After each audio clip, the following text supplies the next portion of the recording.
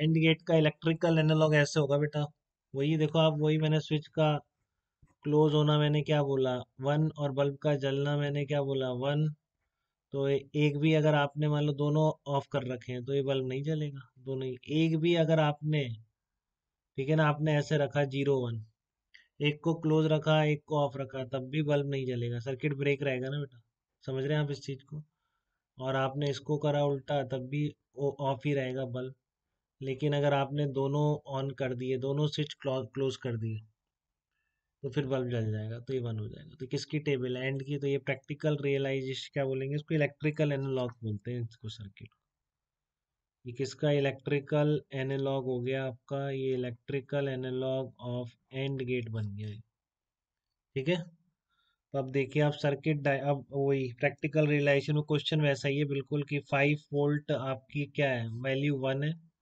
कहीं पर भी पोटेंशियल होना 0 वोल्ट होने की मतलब वैल्यू क्या है, 0 है। ठीक है। तो आपको बताना है which of the following gates is represented by the following circuit, कि फॉलोइंग सर्किट कौन सा लॉजिक गेट रिप्रेजेंट कर रहा है। ये ध्यान से भी, ट्रांजिस्टर भी आएंगे देखो, और एंड में ट्रांजिस्टर की जरूरत नहीं पड़ती, तो उसके बिना ही ये लॉजिक गेट तैयार हो जाते हैं। यहाँ पे भी रिक्वायर्ड है इलेक्ट्रॉनिक सर्किट में, वहाँ इस तरह का डिजाइन करना पड़ेगा। ठीक है ना? तो अब आप ध्यान से समझिए, इसको 0 कर रखा है ऐसे, इसको 5 वोल्ट। ये आपके ए और बी, फिर से वही क्वेश्चन है, ऐसा ही क्वेश्चन आया हुआ बेटा, आता रहता है। ठीक है। ध्यान से सुनिएगा इस पे आप बिल्कुल, कि 5 वोल्ट पर वैल्यू 1 है, 0 वोल्ट पर वैल्यू क्या है, 0 है। ठीक है। और आपको अब बता रहा है कि बताओ ये सर्किट कौन सा लॉजिक गेट रिप्रेजेंट कर रहा है, जबकि आप 5 वोल्ट पे वैल्यू 1 लेंगे, 0 वोल्ट पे 0 लेंगे। तो आप वैसे ही चेक करेंगे। सबसे पहले आपने ए को 0 और बी को 0 रख लिया, ध्यान से सुनेंगे इसमें। ठीक है ना? ए को 0 रख दिया आपने, बी को 0 रख दिया, और यहाँ 0 था, यहाँ कितना था, 5 वोल्ट था। तो ये दोनों 0 होंगे, तो ये दोनों डायोड फॉरवर्ड बायस नहीं हो गए क्या बेटा? बताइए। मैं बोल सकता हूँ कि दोनों ही, क्योंकि 5 वोल्ट चली करंट, कुछ ड्रॉप हुआ लेकिन 0 से तो कम ही हुआ। ठीक है। तो यहाँ पे कुछ पोटेंशियल यहाँ का इन दोनों पोटेंशियल से ज़्यादा नहीं हो जाएगा? ठीक है ना? यहाँ पर जो पोटेंशियल है वो इन दोनों पोटेंशियल से क्या होगा, ज़्यादा हो जाएगा। तो ये दोनों क्या है, फॉरवर्ड बायस्ड है।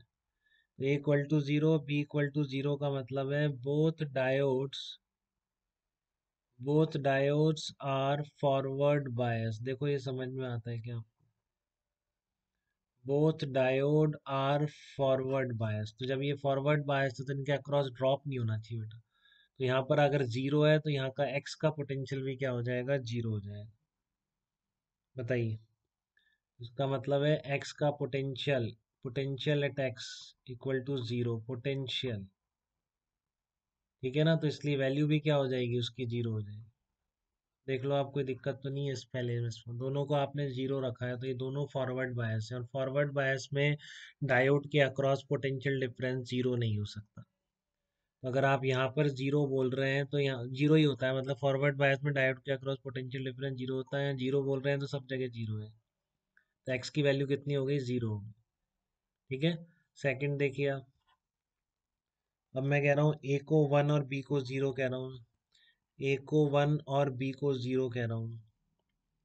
तो ऐसा कहने से क्या हो जाएगा, ए को 1 और बी को 0। ए को अगर आपने, हाँ, ये आपका 5 वोल्ट हो गया।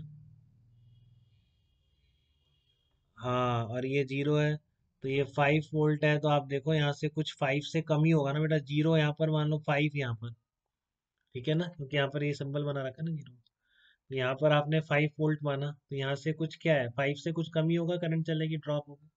और यहाँ पर 5 है, तो ये वाला डायोड पक्का क्या हो जाएगा, रिवर्स बायस हो जाएगा। जबकि ये क्या रहने वाला है, फॉरवर्ड बायस रहने वाला है। क्लियर है सबको? यहाँ पर 5 वोल्ट आपने दिया, वैल्यू 1 का मतलब 5 वोल्ट है। और यहाँ से आप चले तो यहाँ पर तो 5 होगा, 0 5, बट यहाँ पर कुछ ड्रॉप होगी, करंट चलेगा, तो यहाँ पर मतलब 5 वोल्ट से कम पोटेंशियल है। तो ये आपका रिवर्स बायस हो जाएगा। ठीक है। तो मैं इसको बोल देता हूँ D1 D2 नाम दे रखे हैं मैंने, देखो इसको D1 बोल देते हैं, इसको D2 बोल देते हैं। तो यहाँ पर D2 will be reverse biased. ठीक है। D2 will be reverse biased हो जाएगा, D2 आपका रिवर्स बायस्ड हो जाएगा।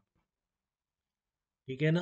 तो D2 रिवर्स बायस हो गया आपका, और B फॉरवर्ड बायस है। तो B अगर फॉरवर्ड बायस है तो सब जगह जीरो कर देगा, तो x की वैल्यू फिर जीरो आ जाएगी। ठीक है। एंड D1 क्या है आपका, फॉरवर्ड बायस है। क्लियर है बेटा सबको ये चीज? D1 आपका फॉरवर्ड बायस है, तो x पर पोटेंशियल फिर से जीरो आ गया। देखो A equal to one, B equal to zero, तो x इक्वल टू जीरो। तीसरा बिल्कुल ऐसे ही आ जाएगा, वो आपको समझ आ जाता है। तो यहाँ पर x की वैल्यू फिर से जीरो आ जाएगी, क्योंकि आपने इसको 5 दिया, तो ये रिवर्स बायस में चला गया, वो फॉरवर्ड बायस होगी। ठीक है। अब मैं कह रहा हूँ कि आपने दोनों को ही वन कर दिया। ठीक है, मैं कह रहा हूँ ए बी आपका कितना है, वन है, बी भी आपका वन है। तो दोनों डायोड ही क्या होंगे, अब ये फॉर रिवर्स बायस हो जाएंगे क्या? Both D1 and D2 will be, ध्यान से सुन रहे हैं, both D1 D2 will be reverse biased. Both D1 D2 आपके रिवर्स बायस हो जाएंगे। ठीक है ना, both D1 D2 will be. हाँ बताइए बेटा। वो अच्छा बता रहा हूँ, तो देखो आप ए को 5 कर दिया, बी को 5 कर दिया। ठीक है, बी को 5 कर दिया। अगर यहाँ से करंट चलेगी तो क्या होगा, कुछ ना कुछ ड्रॉप होगी। ठीक है ना, तो तो इसलिए दोनों रिवर्स बायस होंगे, तो करंट अब चलेगी नहीं इसमें। हाँ, तो दोनों करंट इसमें चलेगी नहीं, बोथ डायस, तो इसलिए आप क्या बोलेंगे, अब यहाँ पर करंट ही नहीं चल रही है, तो 0 5, यहाँ करंट नहीं चली, तो यहाँ पर कितना पोटेंशियल रह जाएगा, 5 ही रह जाएगा। तो इसलिए आपकी एक्स की वैल्यू कितनी हो जाएगी, hence no current will be there, ये भी लिख देता हूँ। Hence no current will be there, तो करंट चलेगी नहीं। ठीक है, क्लियर है बेटा? अगर करंट चलेगी नहीं तो फिर आपका क्या होगा, यहाँ पर 5 वोल्ट है, तो यहाँ पर भी कितना होगा, 5 वोल्ट होगा, तो इसलिए बोथ डायोड्स क्या हो जाएंगे, रिवर्स बायस्ड हो जाएंगे। तो ये आपका देखो, आप ट्रुथ टेबल चेक करेंगे आप, यहाँ दोनों जीरो है तो यहाँ भी जीरो, तो किसकी टेबल बन गई, एंड की टेबल बन गई। तो इसलिए आपका ये सर्किट किसको रिप्रेजेंट करेगा, एंड गेट को रिप्रेजेंट करेगा। ठीक है। तो ये तो बिना ट्रांजिस्टर के हो जाते हैं बेटा दोनों।